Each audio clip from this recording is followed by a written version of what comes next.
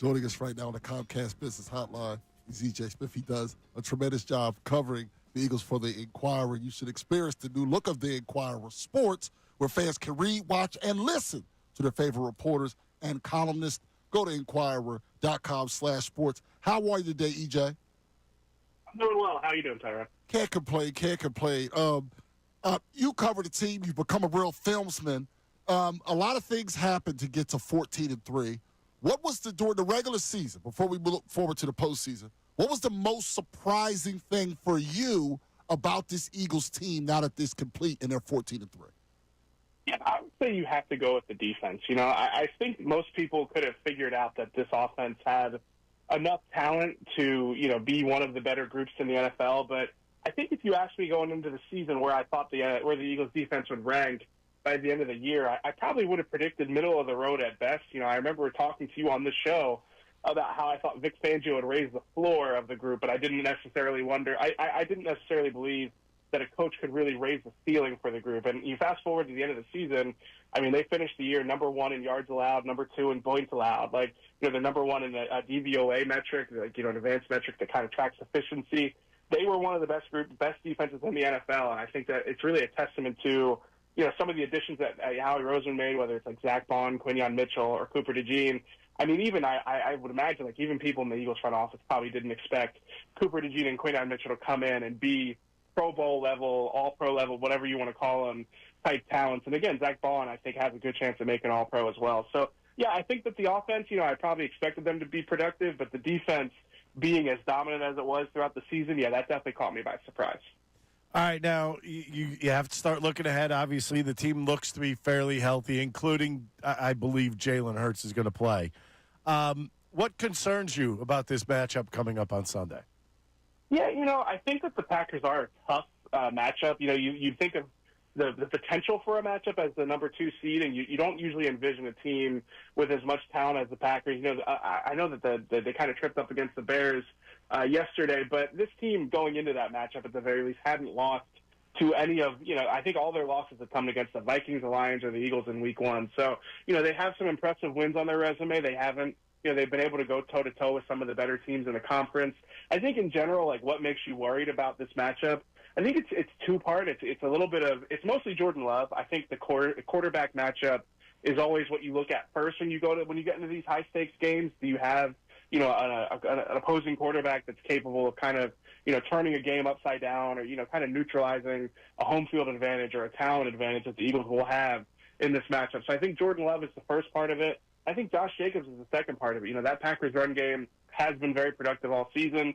The first meeting between these two teams, the Packers really did a lot of damage on the ground. So I think this offense in general is probably what will keep you up at night, what will make you worried. Obviously, the Eagles defense has come a long way since that week 1 matchup, but yeah, I do. I think that Jordan Love, we saw him last year come into a playoff game against the Cowboys on the road and play well enough to win. I think that is probably the X factor for the Packers. Is again, the quarterback matchup isn't what you maybe would envision when you're when you're sizing up a number 7 seed. Ricky just mentioned Jaylen Herz. I agree with him. We both believe that by the game he will be cleared from the concussion protocol, and we think there might even be some gamesmanship as far as not taking him out of the protocol. But what's your opinion on this Jaylen Herz situation going into Monday? Because there are some fans that have called and texted us today that are concerned. Yeah, no, I think that we're going to learn a lot on Wednesday. I don't take a lot from Nick Sirianni not saying much. This has been his tendency for years now when talking about players in the concussion protocol. Obviously, Jaylen Herz being, the person that's, that we're discussing now brings more attention to it. But, I know that he's still in the protocol today because they haven't been, at practice. Part of getting out of the protocol is being at practice and being able to participate at practice and not exhibit symptoms for the 24 to 48 hours that follow. So I don't think we've learned a whole lot since the end of last week's practices. Obviously, listen, Will Shipley got a concussion in that Commanders game, and he was back in time for the season, regular season finale against the Giants. So, we've seen players come back from concussions more quickly, but I agree. I think that this is really, until Wednesday, we're not going to know very much. I think If you tell me that Jaylen Herz misses Wednesday's practice, I think that's when it is time to start truly worrying about whether or not he's going to make the game. I think until then, I think that this is just kind of in a holding pattern. And Nick Sirianni doesn't offer much on it. Again, that's something that he has done, throughout his time as Eagles head coach. If I made the statement the Eagles are the only people that could actually beat them, do you believe in that? They can only beat themselves? Oh, the Eagles are the only team that could beat themselves. I think that the Lions, moving forward, if you look further on in the playoffs, I think the Lions are good enough. I think that, what they've shown all regular season, if both of those teams have their A games, I think it would be a very close game. I think you probably would expect, if they played 10 times, I think, the Eagles probably win 5, maybe 4 of them. I think that they'd be pretty evenly matched. The Vikings, it's hard. I would like, Tyrone called me a filmsman earlier, and I appreciate the title. I would like to really dive into the Vikings film before I said for certain whether I think the Eagles can beat them if they play their best game. But I agree. I think it's fair to say that the Eagles' A game is as good as anybody else's in the NFC for sure. I think even across the NFL, you could make the case that the Eagles could beat anybody on their given day. So especially in the first 2 rounds of the playoffs, I do think that if they play clean football, if they avoid turnovers and they play to the potential that we've seen them, flash throughout the season, I do think it's fair to say that they are, capable of beating anyone. But yeah, that potential Lions matchup, potentially that Vikings matchup, I do think, even if they are playing well, I think those teams are good enough to beat. I think those teams would probably make the same argument that if they play their best game, they would be able to beat anybody too. Hey, by the way, here's the cliff notes for Sam Darnold in that game. He went back to playing in the Meadowlands. How's that? Yeah. We're speaking with EJ Smith. He does a tremendous job covering the Eagles for the Inquirer. I want to ask you about Jaylen Carter because we've been having a lot of conversation about how he emerged this season. You know how talented he was coming out of Georgia, and it was mostly off-field issues that made him even be available for the Eagles to get him. Are you at all surprised at how much of a step he took forward in year 2? Yeah, I would say that I'm surprised at the sheer volume of snaps that he's been able to play this season. That definitely has surprised me. I mean, you go back to last year, he wasn't really playing that high percentage of snaps. He was kind of around that 50% mark for most of the year, and Fletcher Cox is actually the one that was, taking the lion's share of snaps, and he's really stepped into that role. I mean, he had that stretch in the middle of the season where he played almost 100% of the Eagles' defensive snaps in those games.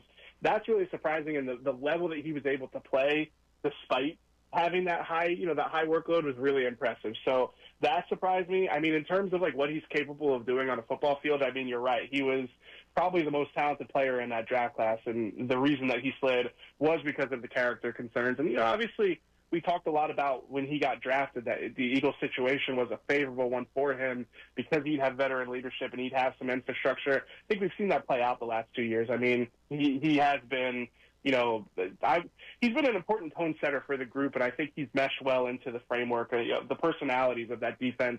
I think that he really does mesh well with the group. So, yeah, I would say that it's surprising to me to see how much he's been able to play and the level that he's been able to maintain while playing it. But in terms of his talent, I think we knew how talented he was.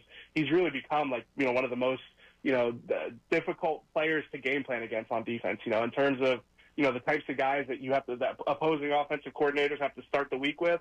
I mean, he's definitely up there. I remember, that first Commanders game, I went to the Washington locker room to talk to Zach Ertz, and, guys were in that locker room talking about Jaylen Carter, and he's that type of player that can strike fear into opponents where they're talking about him in the locker room after the game. I think that was a major step for him in the regular season. Well, EJ, we love your work. We appreciate you spending some time with us, and everybody should. Again, you are a filmsman. I know you do your film breakdowns each and every week. No, it's really cool. You go down there, you write about it, and then you show the play right there of what you're talking about. I'm telling you, it's been great work all year, and we really appreciate the time. Thanks so much.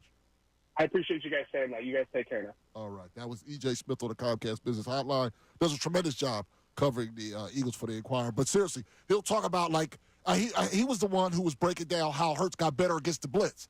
And he showed all these different blitzes, and he said, Hertz did this on this play. And even on the incompletes, he saw it. The player had a late, this player, he just breaks it all down. He does a really nice job. You should check his stuff out at Inquirer. He's really good. /sports. Now, he says that the Lions, you got to give credit to building the the game would be in their building. He says the Vikings. That's the one I disagree with. I don't agree with the Vikings. I think the Vikings could score some points. I don't think they could score with the Eagles to start with. And they blitz so much. You know what? They got too good of players. You burn that eventually. I'm sure a lot of people out there watched the game last night. Mm-hmm. And the one thing that kind of startled me right away was how good Jared Goff was trying to read the defenses. Because if you watch what they were doing defensively, their guys were jumping all over the place like pre-snap. What he does. I mean, and he just kind of read. Oh, the blitz is coming from over here. Boom, I know where to throw the football. I think even with the disguises, I don't think Minnesota's defense is good enough. No, and I think that ultimately when you have A.J. Brown, Devontae Smith, and Saquon, you have enough players that will beat. And they blitz basically every play. They blitz more than everybody.